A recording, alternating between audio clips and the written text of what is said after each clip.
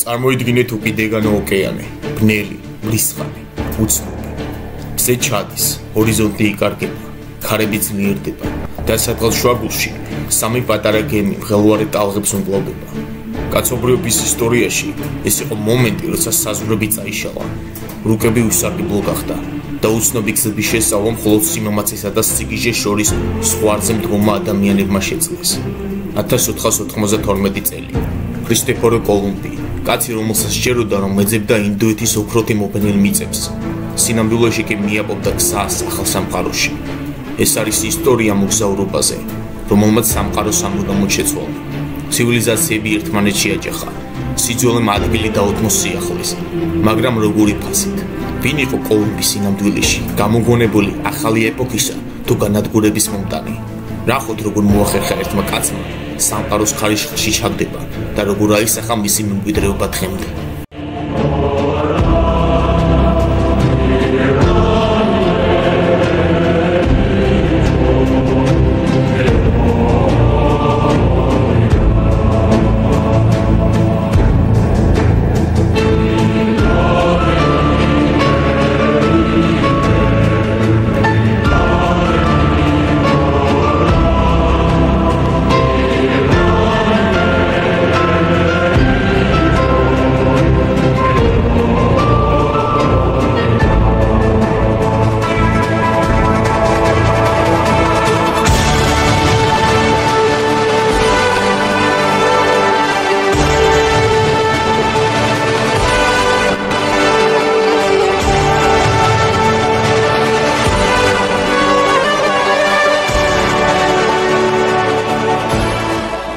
ქრისტეფორე კოლუმბი 1451 წელს გენუაში დაიბადა.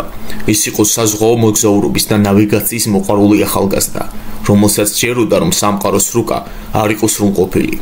ოცნებობდა, რომ ახალი გზები აღმოეშინა, რომელიც ინდოეთამდე მიიყვანდა, სადაც ოქრო ელოდებოდა.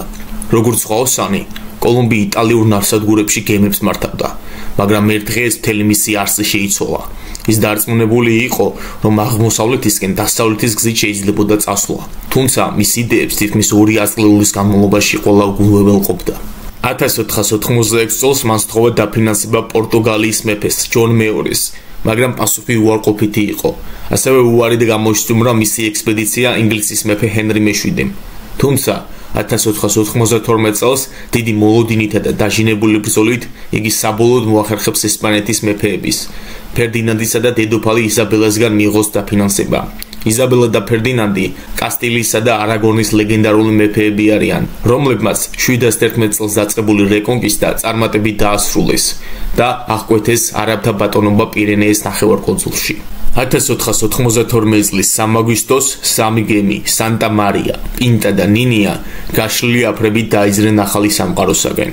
კოლუმბი ახლა სწორედ იმ გზაზე მიაპოვდა ტალღებს, რომელიც შეიძლება არ ყოფილიყო ისეთი, როგორც თავად წარმოედგინა. ამავდროულად მას წინ ელოდა გაურკვევლობა, შიში, საკვებით გაურსაცლისი დეფიციტი და გემების ეკიპაჟის მუდმივი მღელვარება. ყველაფერი იქიდან დაიწყო, რომ მათ უკან მათთვის ნაცნობი მშობლიო რჩებოდა. წინ კი თავგადასავლები და უცნობი მიწა. 1492 წლის 12 ოქტომბერს ატლანტიკის ოკეანეში რამდენიმე თვიანი მოგზაურობის შემდეგ კოლუმბმა პირველად დადგა ხმელეთზე ფეხი. ეს იყო კუნძული სან-სალვადორი. როდესაც პირველი ნაბიჯი გადადგა ახალ მიწაზე, მის თვალწინ ულამაზესი და უცნობი ბუნება გადაიშალა, რომელიც მდიდარი იყო ფლორით და ფაუნით, გახდა ჯუნგლები და ტროპიკული მცენარეები. მან აღმოაჩინა ადგილობრივი მოსახლეობა, ტაინო ხალხი, რომლებიც მშვიდობიანად გაუმასპინდნენ ევროპელებს. იგი დარწმუნებული იყო, რომ ინდოეთს მიაღწია, რადგან მას ეს მომენტი წარმოედგინა როგორც გზა აღმოსავლეთ აზიაში მისასვლელად. ამიტომ ადგილობრივ მოსახლეობას ინდოელები უწოდა, რაც თარ აღმოჩენას ასახავს. კოლუმბმა და მისმა ეკიპაჟმა დაიწყო ადგილობრივ მოსახლეობასთან ურთიერთობა. მათ აქ დაიწყეს საცხოვრებლისა და სავაჭრო პუნქტების აგება, გარდა ამისა ბუნებრივი რესურსების ათვისება. ეძებდნენ ოქროსა და ძვირფას ლითონს, რომელთა გატანაც შემდეგში აქტიურად დაიწყო. საბოლოოდ ექსპანსია კიდევ უფრო აგრესიული გახდა, რათა მოეპოვებინათ არა მხოლოდ ბუნებრივი რესურსები, არამედ აქ მმართველობა და ძალაუფლება განემტკიცებინათ. ეს იყო იმ პერიოდში წამოწყებული კოლონიზაციის ერთ-ერთი პირველი საფეხური, რომლის შედეგებით სამწუხაროდ ადგილობრივი მოსახლეობისთვის მძიმე და ტრაგიკული აღმოჩნდა. ამის შემდეგ კოლუმბმა 4 ექსპედიცია განახორციელა ამერიკის კონტინენტზე. კოლუმბის საბოლოო ბედი მაინც ტრაგიკული აღმოჩნდა, მიუხედავად მისი ისტორიული მნიშვნელობისა. იგი განიცდიდა ადამიანურ და პოლიტიკურ ტრაგედიას და მარცხს. როდესაც 1500 წელს იგი ესპანეთში დაბრუნდა, ის იგივე პატივით არ მიიღეს როგორც პირველად. საბოლოოდ ქრისტეფორე კოლუმბი 1506 წელს გარდაიცვალა ქალაქ ვალიადოლიდში, ყველანაირი პატივისა და პატივისგემისგან მიუხედავად იმისა, რომ მას სინამდვილეში არ ჰქონდა გათვისნობიერებული და აღმოაჩინა, მაინც რჩებოდა იმ პერიოდის ერთ-ერთ ყველაზე მნიშვნელოვან და დიდებულ მოგზაურად. ცნობილი ისტორიული ფაქტია, რომ კოლუმბის პირველ ექსპედიციაში ქართველებიც, უბრალოდ ორი მეგრელი ძმა, ვარად მოლაშხიებიც მონაწილეობდნენ და ისინი სწორედ იმ გემზე იყვნენ, რომელზეც კოლუმბი სანტა-მარიაზე. ამიტომ შეიძლება მივიჩნიოთ, რომ პირველები, ვინც ამერიკის კონტინენტზე ფეხი დადგეს, ქართველებიც იყვნენ.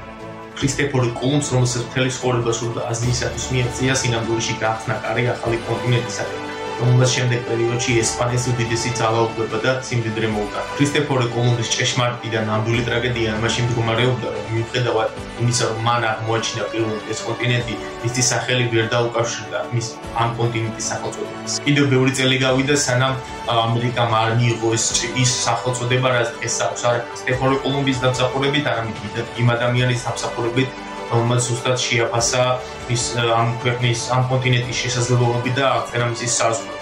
ამერიკო ვესპუჩის სახელი გახდა უკდაყოფილი, მაგრამ კოლუმბმა, რომელიც პირველად დაეუფლა ამერიკის კონტინენტს, ამ სახელწოდებისგან და ამ მოვლენისგან ჭრილში დარჩა. შემდეგ პერიოდში იწყება ესპანელი, პორტუგალელი და ზოგადად ევროპელი ადამიანების მიერ ამერიკის კონტინენტზე არსებული ცივილიზაციების დაპყრობა. მათ ჩვენ კონკისტადორებს უწოდებთ. და შემდეგ ვიდეოებში, ჩანაწერებში ვეცდები სწორედ ამ კონკისტადორების ისტორია მოვიდეთ. ამით ეს ჩანაწერი დასრულდა, გთხოვთ გამოიწეროთ და დალაიქოთ ჩემი არხი. და ეს ვიდეო აბსოლუტურად